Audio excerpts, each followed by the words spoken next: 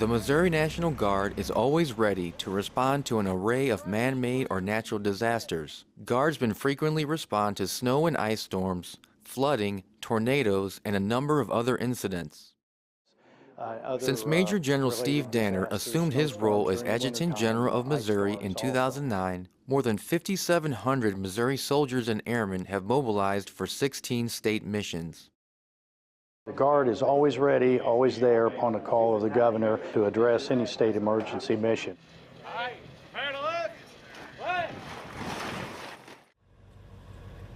What we're after is to protect the citizens of the state of Missouri, so life, limb, and property damage in that order will be how we gauge our emergency responses. During state emergency missions, the Guard supplements civilian capabilities in the form of manpower and equipment. Ultimately, civilians, from a local fire chief to the commander-in-chief, the governor, are in charge of any response. Typically, the Guard is called up when local and state agencies have exhausted their capabilities to respond to an event. Our role is to support civilian authorities through SEMA, which is State Emergency Management Agency. SEMA's mission is to develop emergency operation plans for state government departments and protect the lives and property of all Missourians when major disasters threaten public safety. The National Guard is not in charge of an instance like this. SEMA is, as far as the state is concerned. So we respond to what they ask us to do. And so all our requests for support for the National Guard to help those local entities come through SEMA. And SEMA is the state agency that processes that. They are co-located here at the Ike Skelton Training Site with the Missouri National Guard, which is hugely beneficial for us. There's a lot of cross-level liaising with SEMA, and there are times that we are mutually supporting entities. Once that emergency declaration is made, that's when the Joint Operations Center stands up, and then we alert forces in the field that will respond to the event. And the staff that's working behind me, their job is to coordinate that effort. They are citizen soldiers, so they're coming from their jobs or homes, and they're mobilizing at their armories, and then they're getting to wherever the need is, and so that takes time. So all total, from call to being able to move to the field, we hope to be able to do that in about 6 hours. The Joint Operations Center, or JOC, is the Missouri National Guard's conduit for communications and response efforts during an emergency. We really try to carry out 4 functions. One is information management. We watch the news, we get reports from our units in the field, we watch the weather, we watch social media. We pull from those to maintain what we call our common operating picture in the state of Missouri.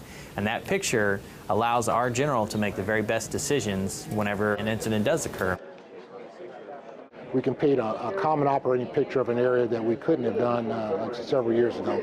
So technology has made a vast improvement. You're going to have multiple different staff sections represented here in the Joint Operations Center, as well as L&Os from the task forces themselves that are out operating at the incident site. Liaison officers, or LNOs, are Missouri National Guardsmen who facilitate communication and response efforts between all parties involved in the disaster response. The Missouri National Guard has response plans in place, ready to go whenever disaster strikes. Majority of the responses that we already have a basic plan in place. However, we have to take that plan dependent on the situation itself and tweak it to fit that specific scenario. The frequency of such missions makes emergency response training critical. MoGuard TV filmed in the Joint Operations Center during Exercise Vibrant Response, an annual national-level training exercise that involved 119 military units throughout the nation. The exercise was conducted by U.S. Northern Command and led by U.S. Army North. During Vibrant Response, the Missouri National Guard was given the worst-case scenario of responding to a terrorist attack in a major city. It's a national-level exercise that involves FEMA, SEMA, and then the National Guard as well. This is our first time we've ever exercised a nuclear detonation. We're capable of responding to the complex catastrophe, such as a nuclear or biological hazard. Brigadier General Gregory Mason, the Assistant Adjutant General for Maneuver, served as a dual-status commander during the exercise. As commander, the general was in charge of balancing state and federal resources for an effective response. In this case, a Missouri National Guard general officer who can command both federal and state forces at the same time, which is kind of unusual, or has been unusual. It's starting to become the customary and normal process now. But at one time, it was where federal forces would come in, do their own thing, state forces would do their own thing. It could be a little disjointed, so the dual status commander is an attempt to get around that. Exercises like Vibrant Response are really important to make sure that everybody is on the same page. We're able to build a lot of those relationships at the federal level that we wouldn't have done so otherwise. So this is an attempt to exchange those business cards and get to know those people that we would be working with in a real emergency. It also gives us an opportunity to try something different. Anytime you have an operation, there's going to be logistical challenges, and especially a big operation like this exercise is replicating, there's going to be some major logistical challenges. We ensure in the logistics arena that any capability gaps that those units have are filled, whether it be food, water, fuel, or equipment. Depending on the nature of the event, that really changes the focus of our logistics planning efforts. In flood response, it may be earth-moving equipment, and in a winter weather event, it's more health and welfare, restoring infrastructure, power, water, power generation. I think the only challenge is whenever we have an SCD is getting the right mix of people to the affected area. To ensure a flexible response capability during emergencies, task forces are created that assemble resources and manpower from a variety of specialized Guard units, including military police, engineering forces, and public affairs. The Guard tends to use task forces rather than full units because that gives us the flexibility to reach into the expertise of the civilian citizen soldier. So we would not need to call up the whole unit, but just specific individuals who have those civilian skill sets that we need to use at that particular time. It may be needed for an area large as a city, like i.e. Kansas City, or as small as a small town that has 100 or 200 residents. That's the great thing about a task force. They're scalable.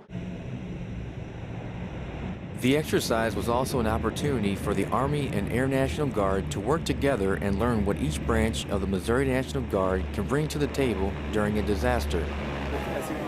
The Air National Guard has been very active in state emergency duty throughout my career. I go back to dealing with the Great Flood of 1993.